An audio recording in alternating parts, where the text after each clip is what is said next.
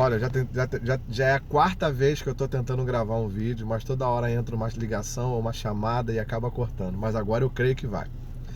Eu quero partilhar com vocês hoje o Evangelho de Mateus, capítulo 18, versículo 23 em diante, que fala a história de um rei que prende um homem que devia uma alta quantidade de dinheiro para ele, que devia uma alta quantidade de dinheiro. E aquele homem chora porque o rei ia prender ele, ia prender a mulher, ia prender os filhos, todo mundo. E o que acontece? Ó, não tô com coronavírus não, isso aqui é por causa de alergia de pó, né? Que eu trabalho com madeira, né? Então a gente vai lixando, então acaba me dando alergia todo dia. Então o que acontece? Esse rei, diante do clamor, do pedido de perdão daquele homem, aquele rei perdoa a dívida daquele homem e liberta aquele homem. Então, o primeiro entendimento que eu tenho dessa palavra, o perdão liberta.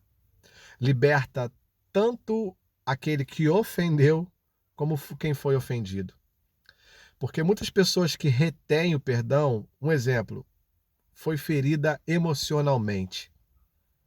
E ela retém o perdão, não libera, porque ela, ela odeia a pessoa, ela sente um rancor profundo. Então, essa pessoa, por mais que ela tenha sido ferida, ela está aprisionada à falta de perdão. E ela mantém uma conexão que não é boa com o ofensor. O ofensor talvez já esteja vivendo a sua vida, mas ela ainda permanece conectada ao ofensor por causa da falta de perdão. Então, primeira coisa, o perdão ele gera libertação. Você, quando perdoa, você libera o outro. E mais do que tudo, você se libera. Você se torna livre para viver a sua vida. E aquele homem, ele quando sai da cadeia, ele se encontra com outro homem que devia a ele. E ele pega aquele homem, a palavra fala que ele pega o homem pelo pescoço, agarra o pescoço dele e lança, o cara pede, por favor, me perdoa, me perdoa, me perdoa. E ele, não, não, não, não, vou te prender você, sua mulher e seus filhos. E o que acontece? Ele prende a pessoa. Segundo ponto que eu entendo disso. Quando eu sou perdoado, eu preciso agir constantemente com misericórdia com o outro. Eu preciso agir constantemente. Por quê? Porque isso foi conosco. Deus me perdoou, Deus te perdoou dos seus pecados. O que Jesus fez? Ah, mas eu tenho dificuldade, Roninho, eu tenho dificuldade de perdoar. Olha para Cristo, a Bíblia fala o tempo todo. Mantenha os seus olhos fitos no seu autor e consumador da sua fé. Hebreus 12. Então, o que acontece? E tem mais, Romanos 8 fala que Jesus, ele é o primogênito de muitos filhos. Ele é o padrão. Ele é o padrão. Olha para Jesus. O que Jesus fez? Filipenses 3 fala que ele não teve por usurpação ser como Deus, mas esvaziou-se de si mesmo. Abriu mão da sua glória e se fez pequeno como nós. Jesus, ele se vestiu de mim. Ele se veste de mim e me perdoa. Por isso que ele é meu advogado perfeito. Porque ele me conhece. Porque um dia ele vestiu a roupa desse pecador aqui, na cruz. Quando ele está na cruz, ele está vestido com a minha roupa, vestido com a minha pele, vestido com a sua roupa, vestido com a sua pele. Por isso que ele te entende. Por isso que ele sabe te perdoar. Então, o que eu preciso fazer? Eu preciso colocar a roupa do outro. Eu preciso me vestir do outro. Porque quando eu me coloco no lugar do outro, eu vou entender que aquela atitude que ele teve não foi do nada. Tudo tem uma razão, tudo tem um porquê. Às vezes o cara é um mau pai porque ele não teve uma referência boa em casa de pai. Às vezes o cara é gastador porque ele não teve em casa uma família financeiramente equilibrada. Tudo tem um porquê. E quando eu me visto do outro, fica mais fácil para eu conseguir liberar perdão. E aquele cara não fez isso, mesmo ele tendo sido perdoado. E quando o rei toma conhecimento da atitude que ele teve, o rei manda prendê-lo na hora e ser entregue aos atormentadores. Por quê? Terceiro ponto. A pessoa que retém o perdão, ela se coloca debaixo de uma casta de demônios chamada atormentadores. Em alguma área, ou talvez em todas as áreas da sua vida, você não vai ter paz, porque você não libera o perdão. Aí você volta no primeiro ponto. Você ainda está aprisionado. A sua área emocional, você não consegue se relacionar bem, ter um relacionamento duradouro, não consegue ter um relacionamento em paz. A sua área financeira é atacada. A sua área familiar, o seu trabalho. Em diversas áreas da sua vida, você vai passar por momentos difíceis e delicados, porque você não libera o perdão.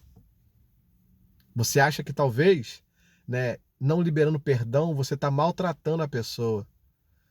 Você está punindo a pessoa e não perdoá-la. Perdoar não significa que você vai ter que morar na mesma casa que ela. Não significa, talvez, uma amiga que te traiu, um amigo que te traiu, não significa que você vai ter que retomar a sua amizade com ela. Você não é obrigado a perdoar e a viver.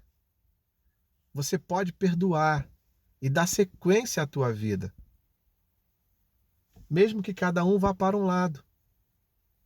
Você perdoa. Você é livre. Você torna o outro livre e se torna livre. Isso é o mais importante. É o mais importante. Você vai oferecer a outra face, como a Bíblia fala que precisa fazer. Só tem benefícios. Perdoar só gera benefícios. Eu conheço o testemunho de uma mulher que ela estava prestes a se casar. E faltando uma semana para o casamento dela, ela descobriu que o seu noivo, ele tinha uma outra mulher. E ela descobriu, o casamento foi cancelado, né? Prejuízo financeiro, coisa e tal, vergonha, tudo que passou. E ela alimentou um ódio, um ressentimento. O que é ressentimento? É você sentir de novo aquilo que te faz mal. Então você fica aquele círculo vicioso, sentindo aquilo, ruminando, como uma vaca faz, fica ruminando aquele sentimento que feriu teu coração. Então, o que acontece? Aquela mulher, ela começou a alimentar esse ressentimento e foi criando aquele ódio, e só alimentando, e ela começou a sentir dores. Foi diagnosticada com um câncer no estômago. E ela foi numa missa e teve um momento de cura e libertação. E um momento de perdão. E naquela missa, a palavra que foi liberada pelo pregador, ela conseguiu entender a palavra e ela conseguiu, no seu coração, se perdoar e perdoar o seu ex-noivo. Um mês depois, ela tinha uma cirurgia para fazer, ela fez os exames pré-operatórios e os médicos ficaram abismados com o que viram. Já não tinha mais nada. Porque aquele ressentimento gerou uma doença psicossomática nela. Muitas pessoas sofrem de depressão por causa do excesso do passado. Porque muitas coisas que viveram no passado ainda não foram resolvidas. E precisa voltar. E precisa se perdoar. E precisa perdoar alguém. Precisa confrontar, estar frente a frente. E se libertar. Eu deixo essa palavra para você, para que você possa refletir, e eu espero que ela seja edificante na sua vida. Graça e paz. Tamo junto.